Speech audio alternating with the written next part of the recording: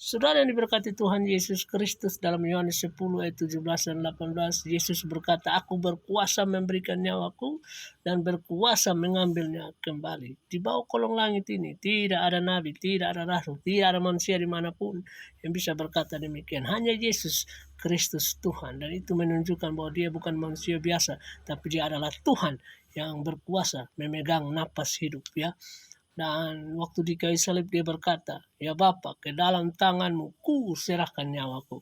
Dan ketika dia memberikan nyawanya kepada Bapa, dia mati. Dan pada hari yang ketiga, yaitu besok ini, kita akan memperingatinya sebagai hari Paskah, hari kemenangan, hari kebangkitan dari Tuhan kita Yesus Kristus. Dia berkuasa mengambilnya kembali, ya. Saudara diberkati oleh Tuhan Yesus Kristus, itu menjadi pengharapan yang luar biasa bagi kita setiap orang percaya. Pengharapan para rasul dan pengharapan kita sebagai orang-orang yang percaya Dia sebagai Tuhan dan Juru Selamat kita. Karena jelas tanpa kebangkitan Tuhan kita Yesus Kristus, maka sia-sialah kepercayaan kita, ya.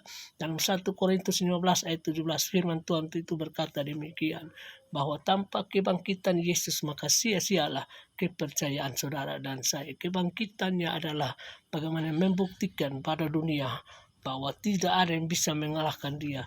Maut pun tidak bisa mengalahkan Yesus. Dia rela mati dan Dia bangkit untuk menang atas dosa saudara dan saya.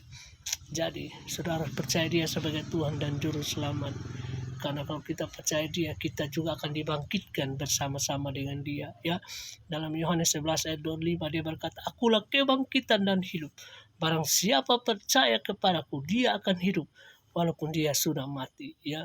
Jadi saudara yang tolak Yesus, lebih baik saudara bertobat sekarang, karena saudara sebenarnya hidup dalam kematian.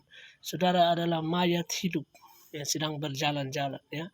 Karena saudara waktu di luar Yesus, kematian akibat dosa itu sedang mengintai saudara, sedang ada di atas kepala saudara.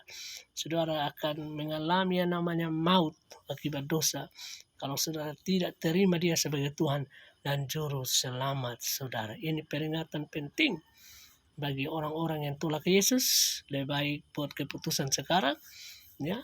Karena satu-satunya pribadi yang mengalahkan maut, ya, kubur kosong membuktikan dia hidup, ya. Semua nabi mati, semua rasul mati, tidak hidup kembali. Hanya Yesus yang mati dan hidup mengalahkan maut. Dia hidup sampai selama-lamanya. Salam, Tuhan memberkati.